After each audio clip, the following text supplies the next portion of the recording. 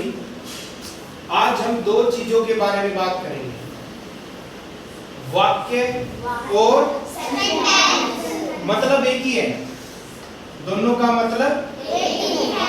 हिंदी में वाक्य, जब हम मुंह से कोई चीज बोलते हैं, जैसे मैं खाता हूँ, पता चला ना तुमने मैं क्या कर रहा हूँ, मैं क्या कर रहा हूँ, खाता हूँ। मैं पढ़ाता हूँ, तुम पढ़ते हो, ये सभी वाक्य होते हैं। जब हम अपनी बात को बताते हैं किसी को बोलकर या लिखकर, हम वाक्य में ही बताते हैं। किसमें बताते हैं? वाक्य में। हिंदी और अंग्रेजी दोनों भाषाएं हैं, दोनों बहनें हैं। वाक्य को हम क्या कहते हैं? सेंटेंस। लेकिन इसके फॉर्मेशन में, फॉर्मेशन का मतलब क्या होता है? बनावट में।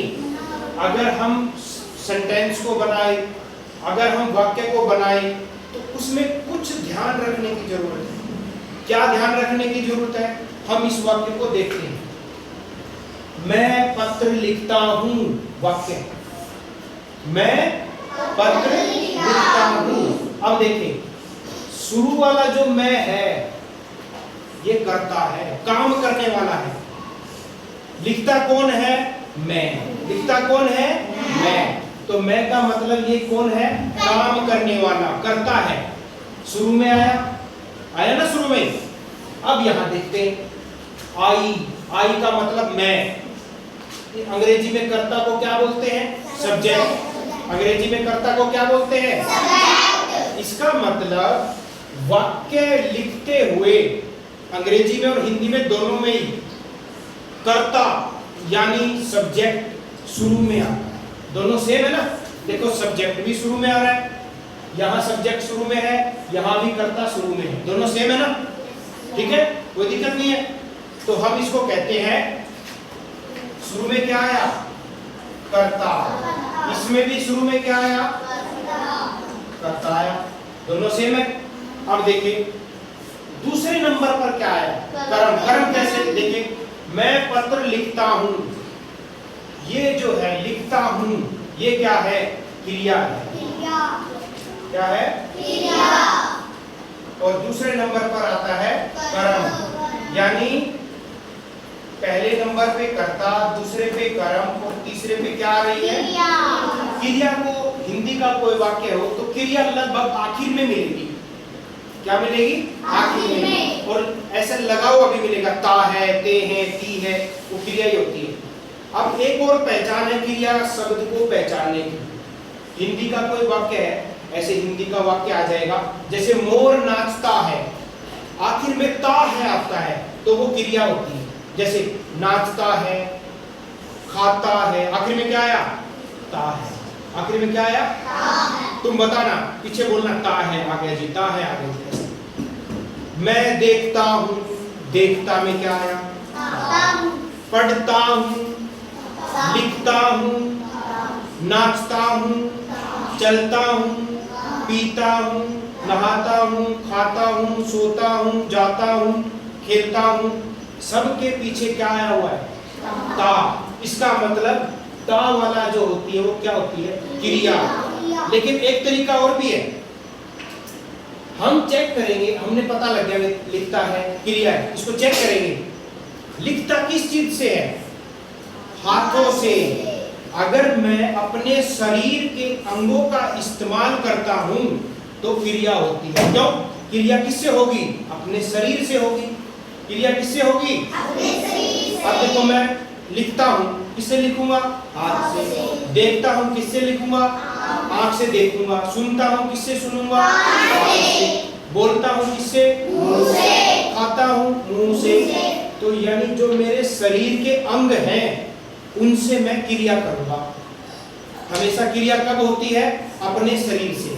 किससे होती है? अपने शरीर से। ये हाथों से, पैरों से, मुंह से, पेट से खाना पचाना, ठीक है ना? पचाता हूं, ऐसे शरीर के अंगों से जो काम होता है वो क्रिया कहलाती है। दो बार चेक करेंगे। पहला नंबर क्या पहचान बनाई?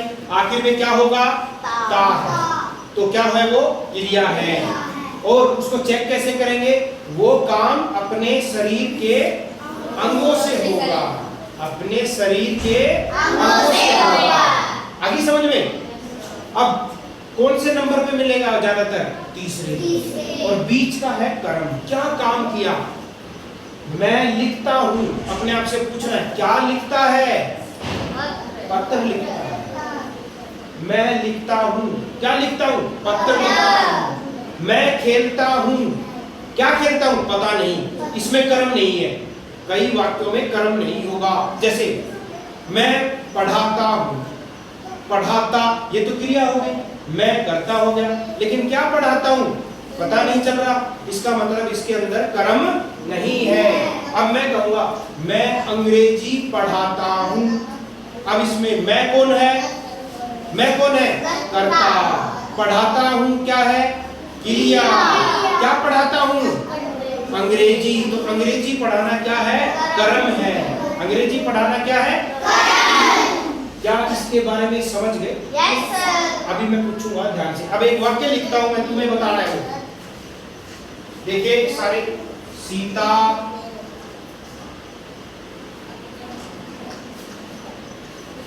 स्टेज पर नाचती है। कर्ता कौन है इसमें?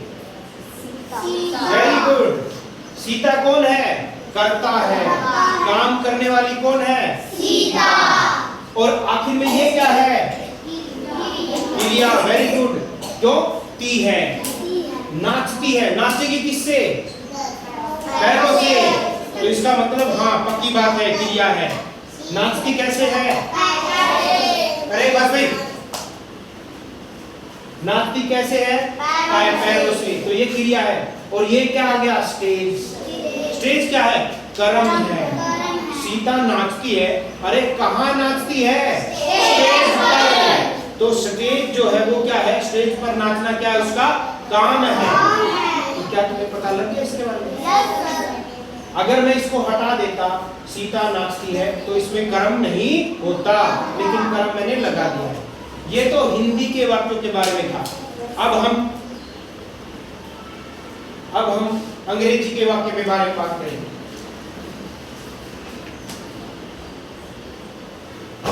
आप देखिए भैया, ऐसे अंग्रेजी में क्या कहते हैं वाक्य को? सेंटेंस। अब इसमें देखिए, आई का मतलब होता है मैं। ये सब्जेक्ट है, कर्ता है। कर्ता को अंग्रेजी में क्या बोलते हैं? सब्जेक्ट। शुरू में आया ना, उसमें भी आएगा। हिंदी में भी शुरू में आया था। दूसरे नंबर हिंदी में क्या आया था? कर्म आया था।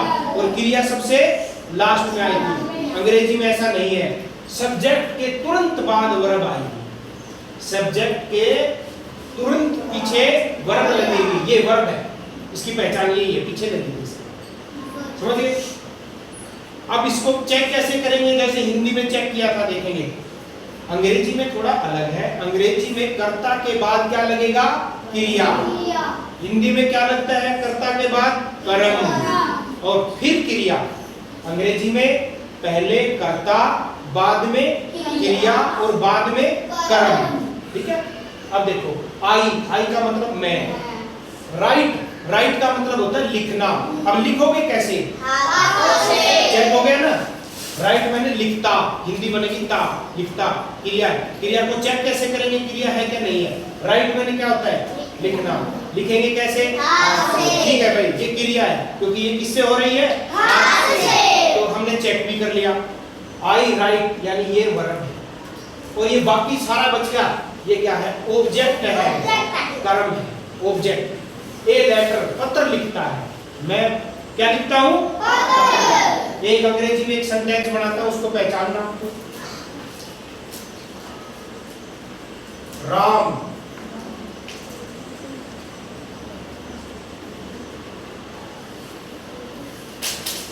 स्विम्स। नहीं अभी यहाँ पर चेंज कर। Children swims in the river. अभी मैं हिंदी बता देता हूँ। चिल्ड्रन का मतलब होता है बच्चे। चिल्ड्रन का मतलब क्या है? बच्चे। ये सब्जेक्ट है, कर्ता है। और कर्ता के तुरंत बाद क्या आएगा? वर्ब आएगी, क्रिया आएगी, ये थी वर्ब। स्विम, स्विम का मतलब होता है तैरना। तैरते कैसे हैं? हाथों से भी तैरते हैं और पैरों से भी तैरते हैं, तो दोनों ही कंफर्म है कि ये क्या है? वर्ब है। क्या है? वर्ब। चेक भी कर लिया हमने। स्विम का मतलब क्या होता है? तैरना। बच्चे क्या कर रहे हैं? तैर रहे हैं। अरे कहाँ तैर रहे हैं? In the river, in the river. कहाँ तैर रहे हैं? स्विम नहीं, स्विम तो वर्ब है। चिल्ड्रन स्विम, बच्चे तैर रहे हैं। हम पूछ रहे हैं कहाँ तैर रहे हैं? इन द रिवर, नदी में। रिवर का मतलब क्या होता है? बच्चे कहाँ तैर रहे हैं? नदी में। ये काम हो रहा है, ये ऑब्जेक्ट है। ये क्या है? ऑब्जेक्ट है। ये क्या था? वर्ब था। ये क्या था? सब्जेक्ट। एक और वाक्य दे देता हूँ, ठीक है। सुनील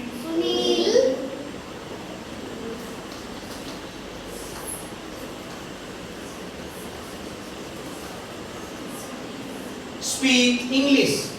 सुनील इंग्लिश बोलता है। इसमें काम करने वाला कौन है? सुनील। तो ये क्या है? सब्जेक्ट, कर्ता। अंग्रेजी में हम सब्जेक्ट बोलेंगे। सुनील कौन है? सब्जेक्ट। और अंग्रेजी में सब्जेक्ट के तुरंत बाद क्या होगा? वर्ब। ये स्पीक क्या है? ये वर्ब है। स्पीक का मतलब होता है बोलना। बोलते कैसे हैं?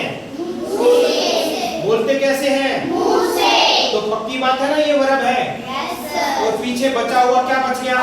ऑब्जेक्ट। पीछे बचा हुआ क्या बच गया? ऑब्जेक्ट, यानी कर्म। क्या बोल रहा है? सुनील बोलता है। सुनील क्या बोलता है? इंग्लिश बोलता है। एक वाक्य हिंदी का भी करेंगे दोबारा। Yes sir. गाय घास खाती है। इसमें कर्ता कौन है? गाय। कर्ता कौन है? गाय। और हिंदी के वाक्य में कर्ता आगे है और क्रिया कहाँ होगी? पीछे। क्या है इसमें? क्रिया क्या है? खाती है। Very good.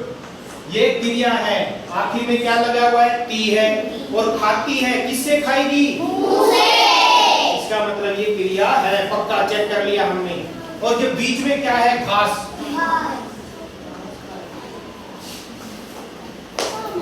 गाय खाती है। क्या खाती है? घास खाना इसका क्या है? काम है। घास खाना इसका क्या है? काम। क्या तुम्हें ये दोनों चीजें समझ में आ गई? Yes sir. कर लोगे? Yes sir. वेरी गुड, तालियां।